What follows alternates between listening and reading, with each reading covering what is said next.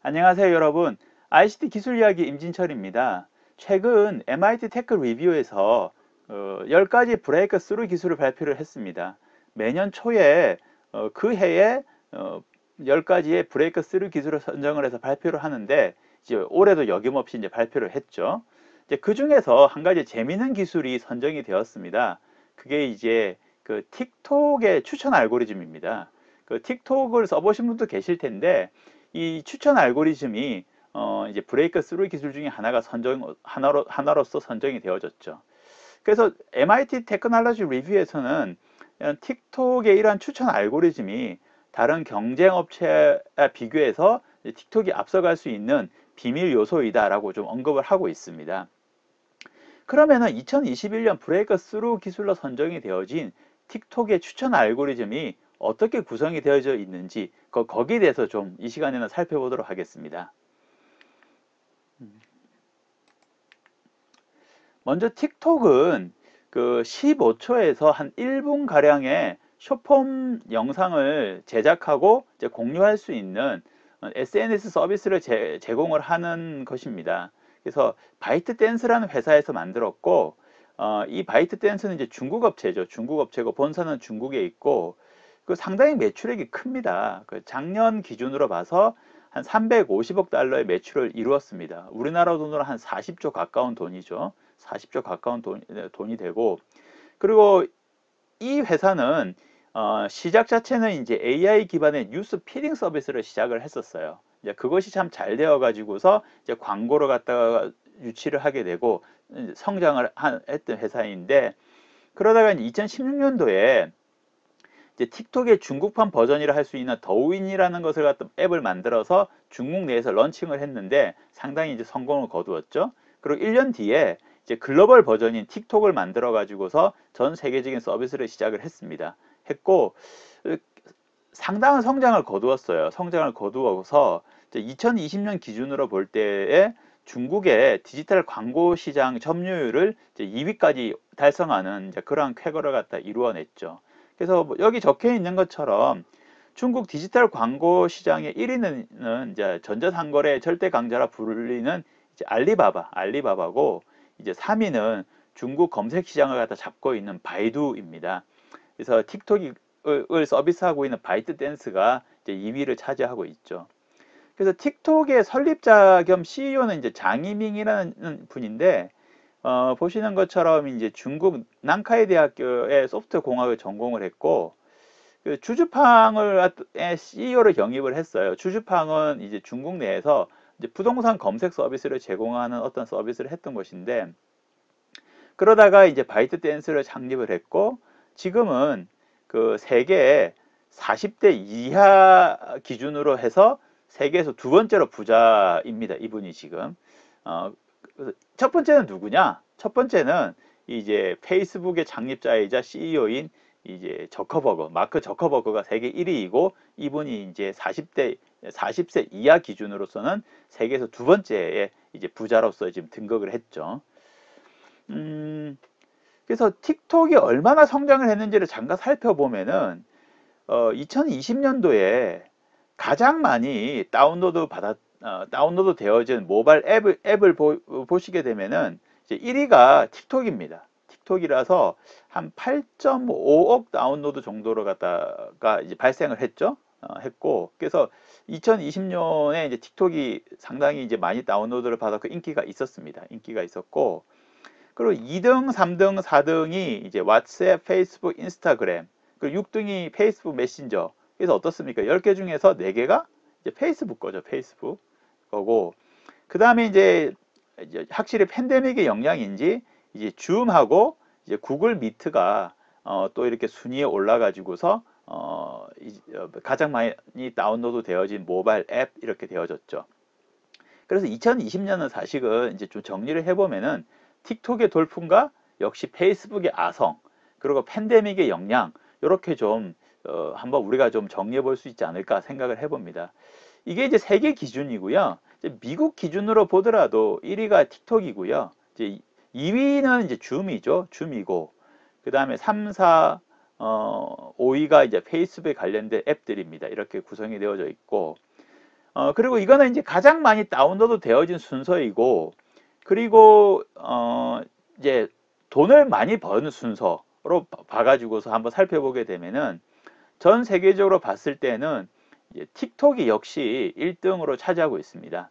전 세계에서 가장 많이 돈을 많이 번 이제 모바일 앱이다라고 이렇게 좀 될 수가 있죠. 그리고 유튜브가 3위에 올라와 있고요. 그 다음에 이제 디즈니가 4위이고, 참 고무적인 거는 보시는 것처럼 라인이 이렇게 올라와 있습니다. 라인이 전 세계에서 가장 많이 돈을 번 그 10가지의 모바일 앱에 이렇게 자리를 갖다 차지하고 있죠. 그래서 우리나라에서는 이제 뭐 라인이 카카오톡에 밀려가지고서 그렇게 활성화되고 있진 않은데, 실제 전 세계 글로벌 기준으로 봤었을 때는 라인이 카카오보다 훨씬 더 사용자도 많고 많이 앞서가 있습니다. 그리고 미국 기준으로 봤을 때는 1위가 이제 유튜브죠, 유튜브. 이제 이것을 보면은 이제 우리가 이걸 알 수 있죠. 이제 틱톡이라는 거는 아무래도 미국 내에서 돈을 많이 벌기보다는 이제 중국이라든지 아니면 다른 이제 국가에서 좀 더 많이 벌었다. 이렇게 좀 정리를 해볼 수가 있을 것 같아요. 이런 구성이고, 그런데 이거는 사실은 조사기관마다 조금씩 차이가 납니다. 조사기관마다 차이가 나는데, 그 제가 참조를 한 곳은 이제 앱토피아라는 곳에서 발표한 자료를 참조를 했으니, 이제 그 점은 이제 염두를 그 점을 좀 생각을 하시고 이제 봐주셨으면 좋겠습니다.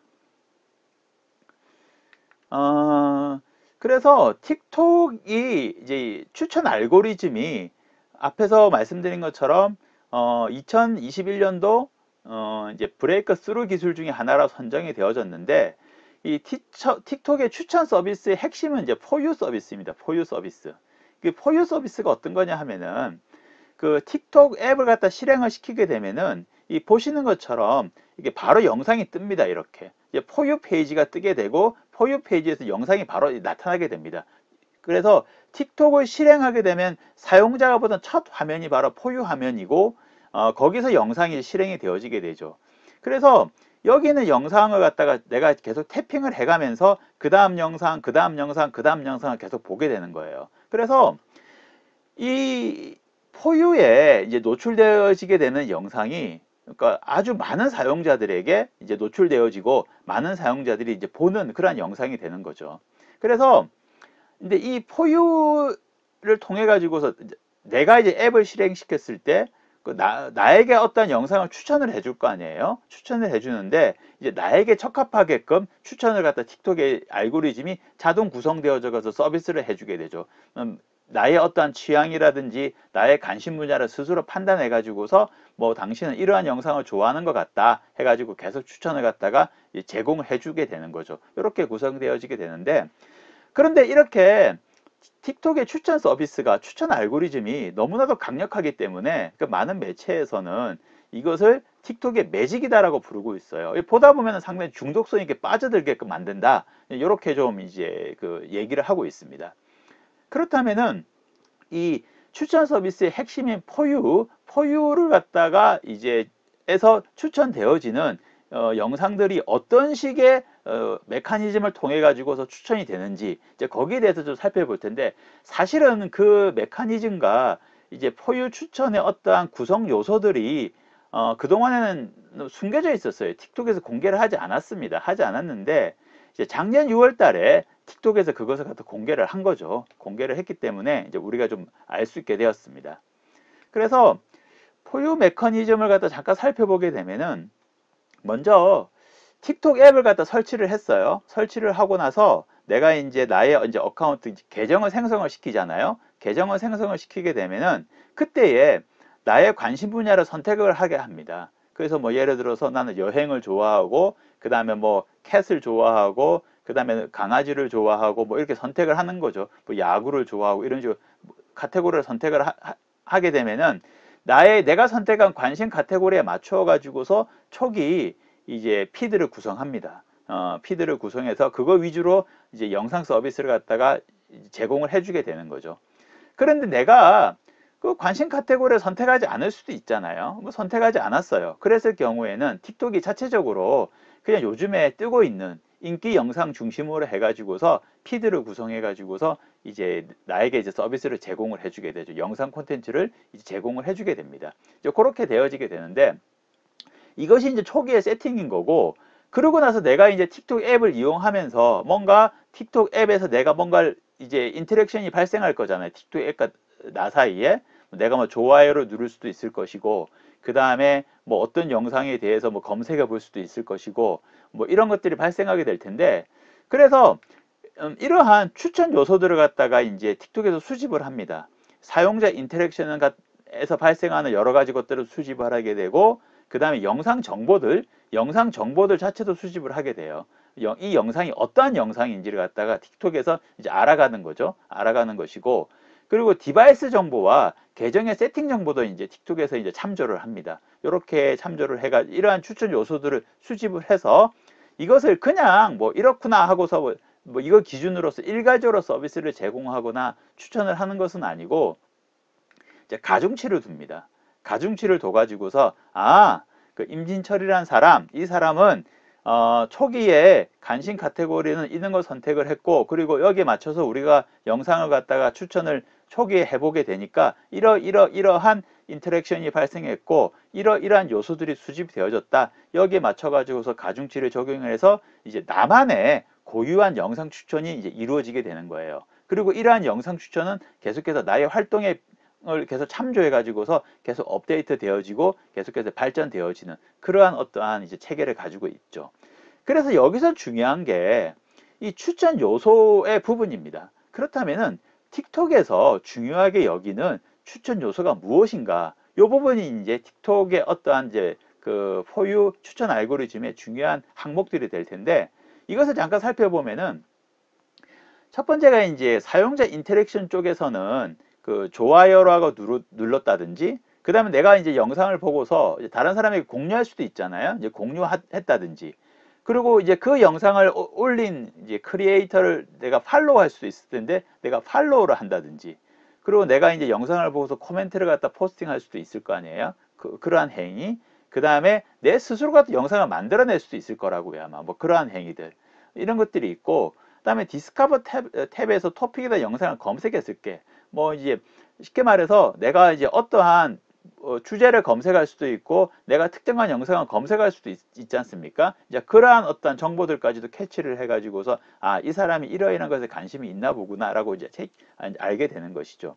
그리고 이렇게 뭔가 정보적인 측면도 있지만은, 근데 요것도 이제 보게 됩니다. 내가 어떤 영상을 틀었는데 그 영상은 뭐 초기에 잠깐 보고 바로 탭해서 넘어가 버렸다, 뭐 이런 것도 있을 것이고, 어떤 영상은 내가 처음에 틀어가지고서 끝까지 본 것도 있을 거라고요, 아마. 그리고 또 반복해서 보기도 할 것이고, 이제 그런 것까지도 이제 다 체킹을 해가지고서 사용자 인터랙션의 정보로서 이제 틱톡에서는 이제 수집을 하게 됩니다.